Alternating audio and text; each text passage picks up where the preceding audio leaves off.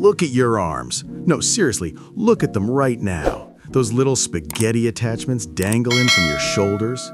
I can see you wearing that oversized hoodie in July, convincing yourself it's a vibe, when really you're just hiding the fact that your triceps have the structural integrity of a wet napkin. You've been lifting for 3 years.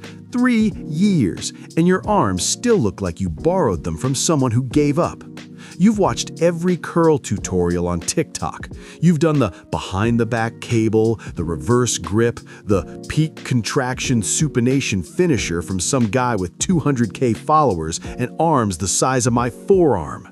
Here's the truth. 99% of what you're watching is science goblins chasing a pump with weights your grandmother uses for her morning routine. If you don't have 16-inch arms after 3 years of lifting, you are not a hard gainer. You are not cursed with bad genetics. You are just doing it wrong. I'm giving you the actual blueprint today. Shut up and listen. Let's talk biceps, and I need you to hear this clearly. Biceps are simple. They bend the elbow. That is the entire job description. One movement, one purpose. They are not a sculpture you carve from marble with 17 different cable angles. They are a hinge. Treat them like one. And yet, somehow, biceps training has become the most overcomplicated topic in the fitness industry. People are out here debating long head versus short head isolation like they're splitting atoms. Bro, if I angle my wrist at 37 degrees during peak contraction, I can specifically develop the outer sweep of the long head. Now, stop it. You cannot selectively isolate a head of the bicep with a wrist angle. By the time you hit actual failure on a curl, both heads are already cooked. The debate is 95% clickbait designed to sell you a new exercise every month. Here's the anatomy that actually matters. The bicep crosses 2 joints, the elbow and the shoulder. It flexes the elbow and it supinates the forearm. That second part, supination, is where most people are silently sabotaging their entire arm training, and we'll get to that in a moment. Quick check. Are you still watching, or did you go look at your arms again? Good. Keep watching. Now let's address the TikTok science epidemic directly. These influencers doing behind-the-back, sideways-leaning cable intercourse curls on a half-deflated stability ball, they are not optimizing their bicep stimulus. They are filming content. The exercise exists to get views, not to build your arms. The more unnecessarily complex an exercise looks, the more likely it was invented in front of a ring light and never inside an actual gym. Feel does not equal growth. A pump is not progress. A pump is blood. It leaves. You know what stays? Muscle. And muscle comes from mechanical tension, meaning you actually challenge the fiber at the right position with enough load. Everything else is theater. Alright, here are the only 3 rules you need for bicep training. Ignore one and you're wasting time. Commandment 1. The palm must be up. If your palm is not supinated, meaning rotated upward during a curl, you are training your brachialis and forearms. That's fine if you want forearms, but if you're complaining your biceps are flat while doing hammer curls exclusively, I need you to sit with that for a moment. Hammer curls are a great accessory. They are not a bicep builder. The bicep's job is supination. If you take supination out of the movement, you take the bicep out of the movement. Stop being a hammer curl specialist and then wondering why your peak looks like a speed bump. Commandment 2. If it hurts your joints, it doesn't exist. No exercise is mandatory. I don't care if some coach tells you barbell curls are essential. If straight bar curls shred your wrists, you use an EZ bar or a dumbbell. If preacher curls hurt your elbows, you find a cable variation. Chronic joint pain means you stop progressing because you stop training. An exercise you can do consistently is infinitely more valuable than an optimal exercise you avoid because it destroys you every session. Commandment 3. The lengthened position is where your money is. This is the most important thing I will say today, so I need you to pay attention. The bottom of the curl, the fully stretched position, is where the majority of muscle growth stimulus comes from, not the squeeze at the top, not the peak contraction, the the bottom. This is the difference between mechanical tension and metabolic stress. Metabolic stress is the pump, the burn, the feeling of your arms about to fall off. It's a pretty lie. It disappears in the shower. Mechanical tension is what actually damages the muscle fiber in a way that forces adaptation. And tension is highest when the muscle is under load in its longest position. Right now, look at your upper arm. See that gap between where your bicep muscle belly starts and your elbow? That gap represents the lengthened range you're skipping when you do cheat curls with momentum.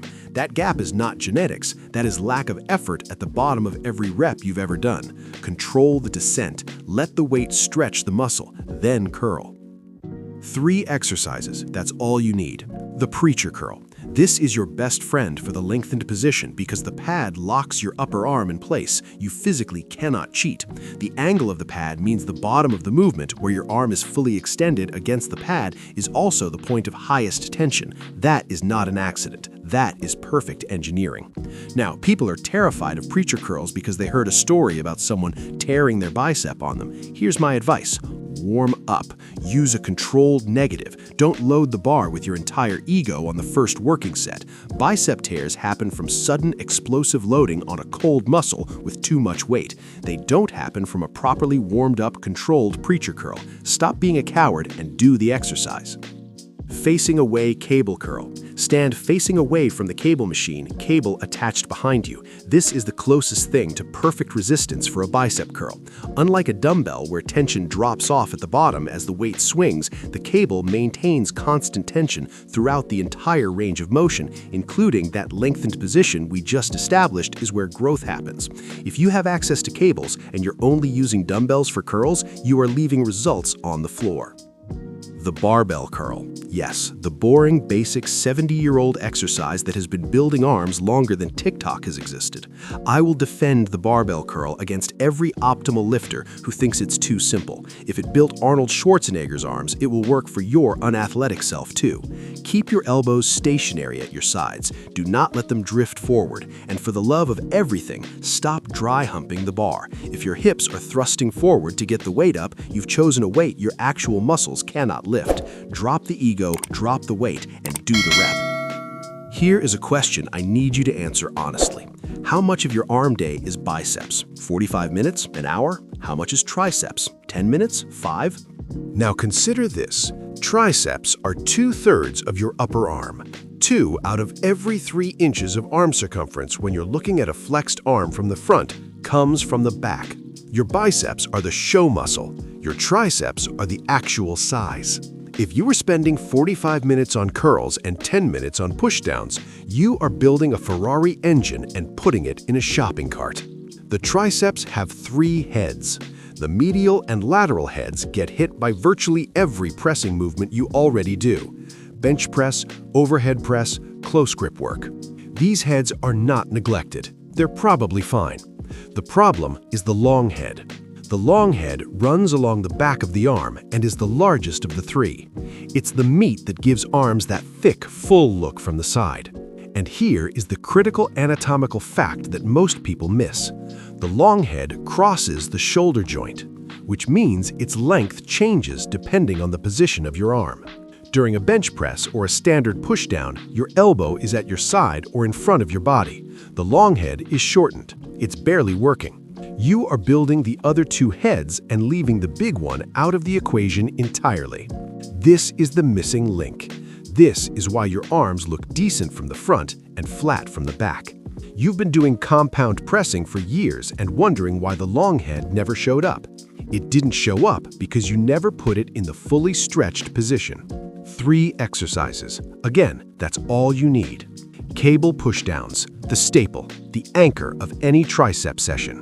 The rule? Your forearm should be at roughly 90 degrees to the cable at the midpoint of the movement. Not at the top, not at the bottom, but at the midpoint to maximize tension where it matters. Use a rope or a straight bar. Keep your elbows pinned at your sides. Don't rock forward. If you're rocking forward, the weight is too heavy. Skull crushers. Most people do these wrong. They lower the bar to their forehead. That's fine for the lateral head, but if you want the long head, bring the bar behind your head, below your skull, toward the bench behind you. This forces the shoulder into a more flexed position, which puts the long head into a stretched position under load. That is where it grows. Yes, your elbows will feel slightly uncomfortable at first. Yes, it looks a bit strange. Do it anyway. Overhead cable extension. This is the most underused exercise in arm training, and it is the single best long head builder available. Stand facing away from the cable, grab the rope attachment behind your head, and extend your arms overhead. The long head is under maximum stretch at the bottom of this movement. The combination of shoulder flexion and elbow flexion means you are loading the long head in exactly the position where it responds best. If you skip this exercise, you are choosing to have smaller arms. That's your decision, not mine. Close grip bench and dips are fine for overall tricep volume. They are not your primary long head tools. Use them as accessories, not as the centerpiece. Volume. Let's settle this. You need 3 to 10 direct sets per muscle per week for growth. That's the range supported by the data. Not 20, not 30. 3 to 10. If you're doing 15 sets of biceps in a single session, you are not training, you are exercising. There's a difference. Training is intentional stress applied to force and adaptation. Exercising is just moving your body around until you feel tired. One of those builds arms, the other one burns Sunday afternoons. Now for the controversial part, 4 to 8 reps. I know, I can already hear the 15-rep pump chasers clicking off the video. Stay. The evidence is clear that heavier loading with controlled execution produces superior hypertrophy outcomes compared to high-rep, lightweight training, particularly for movements where you can load the lengthened position. A heavy, slow 4 to 8 rep set of preacher curls with a full stretch at the bottom does more structural damage to the bicep fiber than 25 light reps with momentum, damage that the muscle then repairs and grows back larger. Controlled negatives. This means you do not drop the weight on the way down. The negative, the eccentric phase, is where the muscle fiber takes the most damage. Every time you drop the bar back to the starting position, you are skipping half the workout. Take 3 seconds on the way down. Every rep, every set. Progressive overload. This is not optional. If the weight on the bar has not increased in 6 months, your arms will not have grown in 6 months. You cannot tone a muscle that doesn't exist yet. You cannot shape something that hasn't been built. Add weight to the bar. Not every session, but over time. Track it. If you are doing the same curl weight you were doing a year ago, that is the entire explanation for why nothing has changed. You now have everything. The anatomy, the exercises, the rep ranges, the volume guidelines. The one thing I can't give you is the discipline to actually apply it. I have given you the map. I have shown you exactly where the treasure is buried. If you walk out of here and go back to your TikTok cable intercourse curls and your 20 sets of lightweight pump chasing, that's a character flaw, not a knowledge gap, a character flaw. If you are still small in 6 months after following this, actually following this, not sort of following this when it's convenient, come find me. But you won't be small, because this works. It's not complicated, it's not secret, it's just the actual way muscles grow, delivered to you without the algorithm bait and the unnecessarily complex movement patterns. Subscribe. Now stop watching this, go find a heavy dumbbell. Get out.